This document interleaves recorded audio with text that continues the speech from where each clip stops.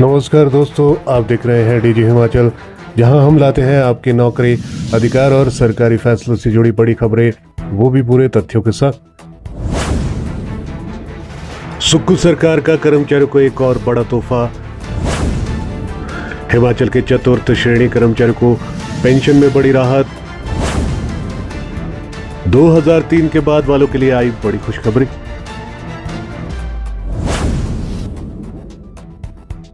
नमस्कार दोस्तों, आप देख रहे हैं डीजी हिमाचल और बात करते हैं आज की बड़ी खबर हिमाचल प्रदेश से, जहां मुख्यमंत्री सुखविंदर सिंह सुक्खू ने प्रदेश के हजारों चतुर्थ श्रेणी कर्मचारी और पेंशनर्स को एक बहुत बड़ा तोहफा दिया है। यह फैसला उन कर्मचारियों के लिए जीवन भर की राहत साबित होने जा रहा है जो 15 मई 2003 के बाद नियमित हुए थे। तो चलिए जानते हैं आखिर क्या है ये फैसला, किसे मिलेगा लाभ और कौन फिर से पुरानी पेंशन योजना चुन सकेगा।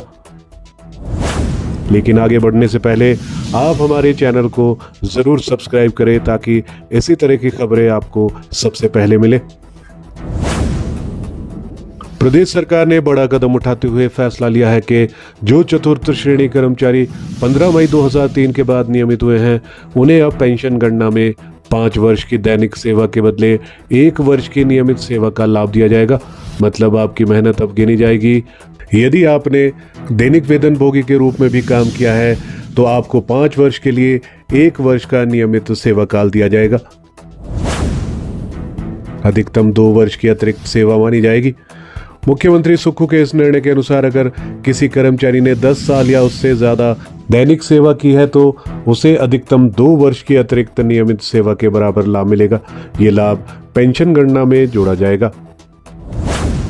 कई चतुर्थ श्रेणी कर्मचारी सेवानिवृत्ति के समय इसलिए पेंशन से वंचित रह गए थे क्योंकि उनकी नियमित सेवा 10 वर्ष से कम थी।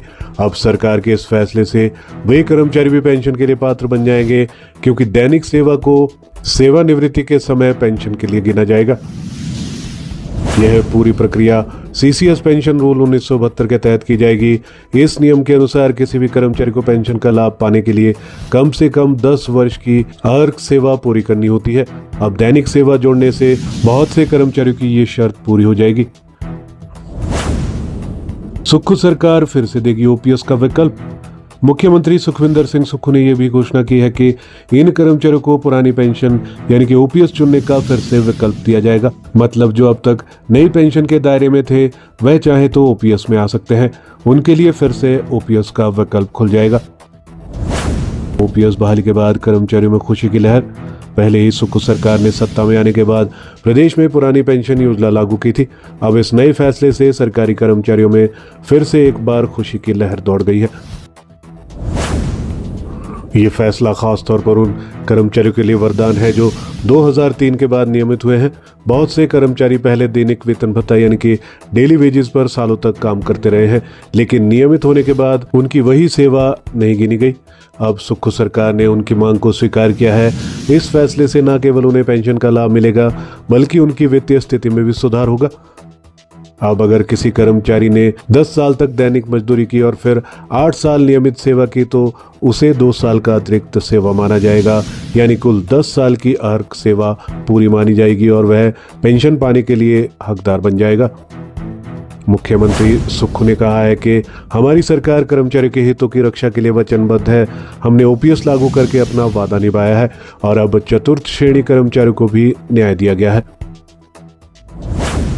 ये फैसला हिमाचल प्रदेश के हजारों कर्मचारी और उनके परिवारों के लिए राहत भरी खबर है।